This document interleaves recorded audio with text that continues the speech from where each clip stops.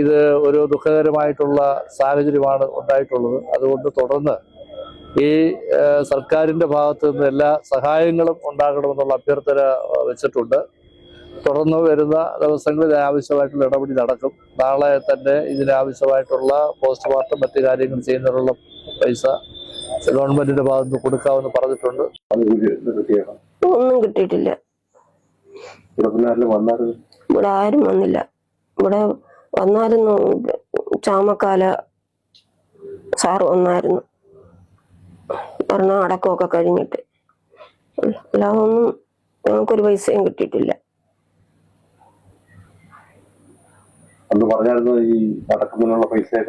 അടക്കുന്നതിനുള്ള പൈസ തരാന്നൊക്കെ പിന്നെ ഇവിടെ മെമ്പർ നജീഖം സാർ വന്നപ്പോ പറഞ്ഞായിരുന്നു.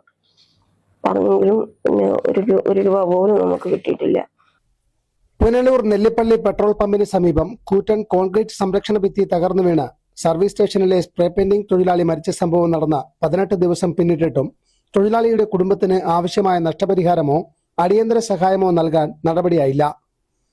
പ്രകൃതി ദുരന്തം എന്ന നിലയിൽ അപകടത്തിൽപ്പെട്ടയാളുടെ കുടുംബത്തിന് സംസ്കാരത്തിനുള്ള തുക അടിയന്തരമായി അനുവദിക്കേണ്ടതാണ്. എന്നാൽ ഇതുവരെ ഇക്കാര്യത്തിൽ തീരുമാനമായിട്ടില്ല. പിറവന്തൂർ പഞ്ചായത്തിലെ വന്മള വള്ളിയയ്യത്ത് പുത്തൻ വീട്ടിൽ 42-കാരനായ സിജു തോമസ് ആണ് അപകടത്തിൽ മരിച്ചത്. ഇക്കഴിഞ്ഞ 12-ന് ചൊവ്വാഴ്ച വൈകിട്ട് 4:30 ഉണ്ടായ ശക്തമായ മഴയിലാണ് നെല്ലിപ്പള്ളി പെട്രോൾ പമ്പിന് സമീപത്തെ കോൺക്രീറ്റ് സംരക്ഷണ ഭിത്തി തകർന്നു വീണത്. സർവീസ് സ്റ്റേഷൻ ഉൾപ്പെടെ തകർന്ന് അതിനുള്ളിൽ കിടന്ന ലോറിയിലിരുന്ന സിജു ലോറിയുടെ ക്യാബിനിൽ ഞെരിഞ്ഞമർന്നാണ് മരിച്ചത്. സംഭവം നടന്ന് 5-ാം ദിവസമാണ് സിജുവിന്റെ മൃതദേഹം സംസ്കരിച്ചത്. ഈ സമയത്ത് പോലും അടിയന്തര ധനസഹായം അനുവദിച്ചിരുന്നില്ല. വയോധികരായ മാതാപിതാക്കൾ ഉൾപ്പെടെയുള്ള കുടുംബം സിജുവിന്റെ ജോലിയിൽ നിന്നുള്ള വരുമാനത്തിലാണ് കഴിഞ്ഞിരുന്നത്. മാത്രമല്ല സിജുവിന് 2 കുട്ടികളുമുണ്ട്. അപകടം നടന്ന ദിവസം മുതൽ സംസ്കാരം വരെയുള്ള ദിവസങ്ങളിൽ ജനപ്രതിനിധികൾ ഉൾപ്പെടെയുള്ളവർ സിജുവിന്റെ വീട്ടിലും ആശുപത്രിയിലും എത്തി ധനസഹായം ലഭ്യമാക്കണമെന്നാവശ്യപ്പെട്ടെങ്കിലും നടപടിയൊന്നും ഉണ്ടായില്ല.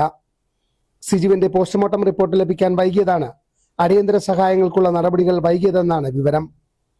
എന്നാൽ പോസ്റ്റ്മോർട്ടം റിപ്പോർട്ട് വേഗത്തിൽ ലഭ്യമാക്കാനുള്ള നടപടികൾ വെള്ളിയാഴ്ച മുതൽ ഊർജിതമാക്കിയിട്ടുണ്ട്. സിജുവിന്റെ മരണം നടന്നത് പുനലൂരിലാണെങ്കിലും വീട് പത്തനാപുരം മണ്ഡലത്തിലെ പിറവന്തൂർ പഞ്ചായത്തിലാണ്. എന്നാൽ വയോധികരായ മാതാപിതാക്കൾ ഉൾപ്പെടുന്ന കുടുംബത്തിന് നഷ്ടപരിഹാരം ലഭ്യമാക്കുന്നതിന് ആവശ്യമായ നടപടിക്രമങ്ങൾ പൂർത്തിയാക്കി നൽകാൻ പൊതുപ്രവർത്തകരോ ജനപ്രതിനിധികളോ സന്നദ്ധമായിട്ടില്ല. ഒന്നും കിട്ടിയിട്ടില്ല. ഇവിടെ ആരും വന്നില്ല.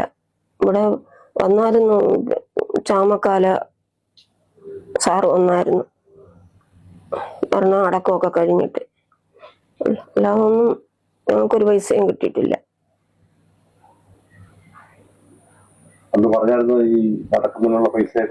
അടക്കുന്നതിനുള്ള പൈസ തരാന്നൊക്കെ പിന്നെ ഇവിടെ മെമ്പർ നജീഖം സാർ വന്നപ്പോ പറഞ്ഞായിരുന്നു.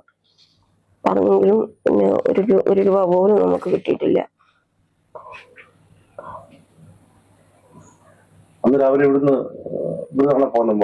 മോന് ഇവിടുന്നാ പോകുന്നത്. ഇവിടുന്ന് രാവിലെ ചോറും കൊണ്ടാ കയറി പോയത്. ഇവിടെ ഇരുന്ന ബൈക്ക് അവന് ഇവിടെ കൊണ്ടുവെക്കുന്നേ, അതും എടുത്തോണ്ട് ഇവിടുന്നാ പോകുന്നത്. അവന് 5-6 വർഷം കൊണ്ടേ അവന് ഇവിടെ ഞങ്ങളുടെ കൂടെ. മരണം നടന്ന ഘട്ടത്തിൽ വീട് സന്ദർശിച്ച് മടങ്ങിയതല്ലാതെ തുടർ നടപടികളൊന്നും ഇതുവരെ ഉണ്ടായിട്ടില്ല. Fox TV news, Punalur.